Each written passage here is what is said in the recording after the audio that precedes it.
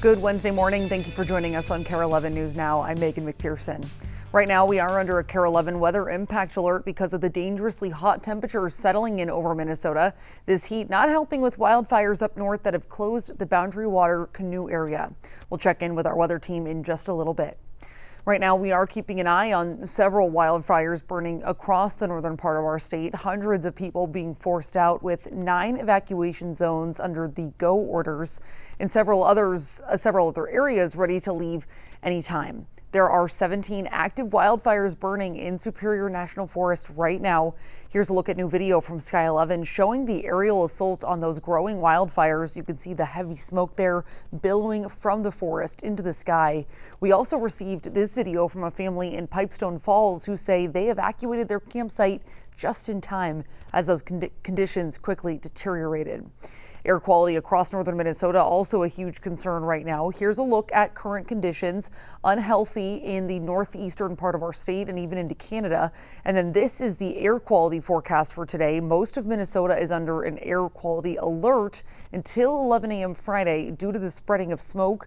So if you live in the Twin Cities, you will likely start to feel some impacts in the coming days. Now, we also caught up with famed explorer Will Steger. He sent us this video. He lives just outside of Ely. Here's what he had to say about those conditions.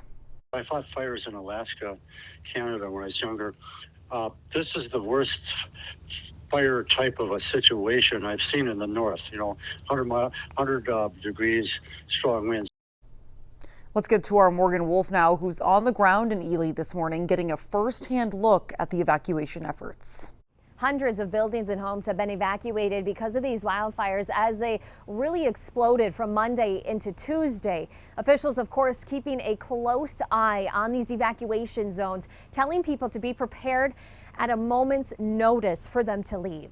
Fire officials are continuing to attack these wildfires from the sky with airplanes and helicopters dumping water on them. They say it is really challenging to try and get people in on the ground. As you can imagine, U.S. Forest Service says that they had rangers reaching people in a campsite by boat that needed to be rescued. The rangers on the water were able to sweep the area in the smoke and ash and get those public out. And then we transferred them to our amazing cooperators, outfitter guides. The Red Cross does have a setup right now in Babbitt at the City Center for anyone that needs help. Officials want people to be prepared in case you do have to evacuate. We are anticipating a press conference today at 1 o'clock where we will get the latest information on the wildfires. In Ely, I'm Morgan Wolf, Kare 11 News. Thousands of young soccer players and fans are braving this heat wave for the Target USA Cup in Blaine. Organizers are taking extra precautions to keep everyone on and off the field safe. Audrey Russo is in Blaine with the details. Good morning. Yeah, the sun is up and you can already see these drink cases starting to drip with condensation. They're packed with soda, Powerade. They're locked because, of course, not getting this for free. There's also some ice behind me in these coolers. Honestly, they've got to do what they can and what they have to do to keep the players safe. 16,000 youth players in all are duking it out for glory here in this oppressive heat, and they still have another 3 excruciating days to go. Oh, well, it's been really hot and the turf makes it hotter. Frying out there on the synthetic grass, probably not comfortable for anybody involved, players, parents. Now, the tournament organizers had to limit the length of the games to try and keep the kids and families safe. But you don't have to be a soccer player to want some relief from this heat. Now, in St. Paul, the fire department there hosed down a neighborhood, and they're going to be using the fire trucks like this for the next 2 days to keep people comfortable and cool. There's also some free cooling centers. Those are always a good option if you don't want to go outside, if you want to stay indoors to beat the heat. Obviously, you can go to the county's website in the county that you live in to find the closest one to you. Now, in all of this, we know that pretty much across the state, we're seeing really hot temperatures. Out here in Blaine, they got to 95 degrees yesterday, but it was actually Kettle Falls up near the Canadian border that seemed to really hit the record. They got up to 100 degrees yesterday. Back to you. New this morning, President Donald Trump is suggesting that Immigration and Customs Enforcement continue doing traffic stops. It comes one day after ICE said it's suspending vehicle stops and chases after 2 deadly shootings in the last week. Border Czar Tom Homan says it's just a temporary pause while they review policies to make sure that ICE agents are safe in doing the right thing. The order comes after agents shot and killed 2 men 6 days apart during traffic stops in Texas and Maine. In both cases, the people killed were not who agents were looking for. Homeland Security has not responded to the new order. We're live in our nation's capital, where this morning Congress is taking steps to make daylight savings time permanent. A bill getting rid of clock changes is now heading to the Senate. If it passes, the bill would put the U.S. under permanent standard time, meaning you wouldn't have to change your clocks twice a year. Supporters say there are health benefits to keeping standard time. That includes improved sleep. Others argue it could actually pose risks to mental health, public safety, and sleep habits. More strikes overnight in Iran as President Trump reimposes a blockade on Iranian ports. With the fighting escalating and traffic at a standstill in the Strait of Hormuz, the price of oil is on the rise again. NBC's Alice Barr has the latest from Washington.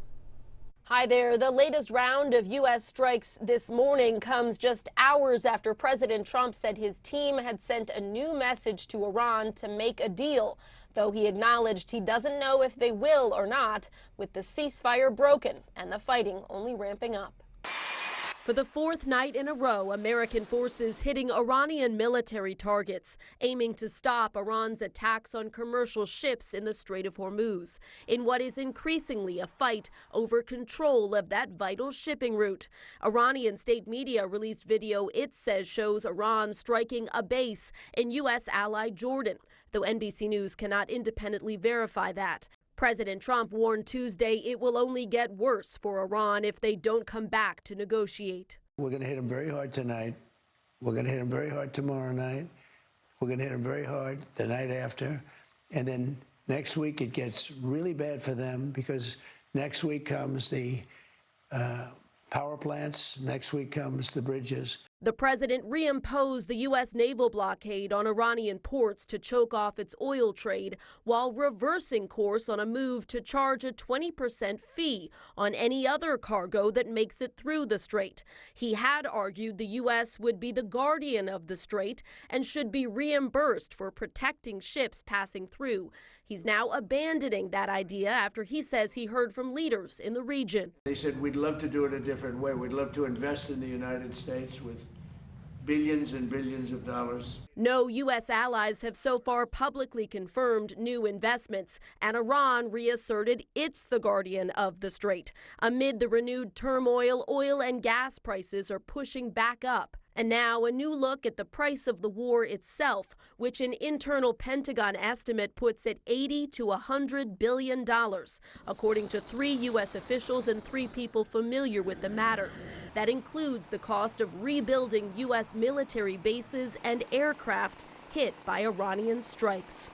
That new estimate is a big leap from the roughly $30 billion estimated just 3 months ago. Senators pressed the Pentagon's top financial official in a Capitol Hill hearing for more concrete answers on the war's full costs. In Washington, Alice Barr, NBC News. This morning, we're learning more about the 3 people killed in a crash between a pontoon and a barge on Lake Pepin Saturday night.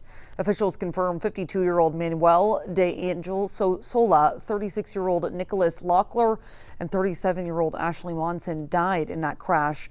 Manuel and Nicholas were firefighters in Wabasha. The 3 were found in the lake Sunday after an 18-hour search. 3 others on board the pontoon made it safely to shore.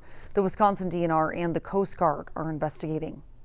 For the 3rd year in a row, the search is on for whoever destroyed newly planted trees on Shepherd Road in St. Paul. The St. Paul Parks Conservancy is offering a $5,000 reward to find the culprit. 10 trees were uprooted or snapped around July 4th. Around 30 saplings were destroyed in the same area last year and about 60 in 2024. The Conservancy says volunteers plant the trees every year, and the reward was donated by community members. Anyone with information is asked to call St. Paul Police. The Minnesota Timberwolves officially introducing LaMelo Ball and Josh Green. We learned LaMelo is a man of very few words, but the Wolves are hoping Ball's talent can do all the talking as the franchise looks to take the next step. I feel it could do a lot. I mean, I'm just coming here ready to play, and I'm here to learn and just, give them all. Yeah, it definitely means a lot. Just when anybody values you and sees what you could do, I mean, for sure grateful. So, like I always say, it's a blessing. LaMelo has averaged 21 points and 7 assists per game during his 6-year NBA career. Wolves president of basketball operations Tim Connolly and head coach Chris Finch mentioned multiple times Ball being an elevator tasked with lifting the rest of the Wolves roster. Stick with us. More news and weather is coming up after the break.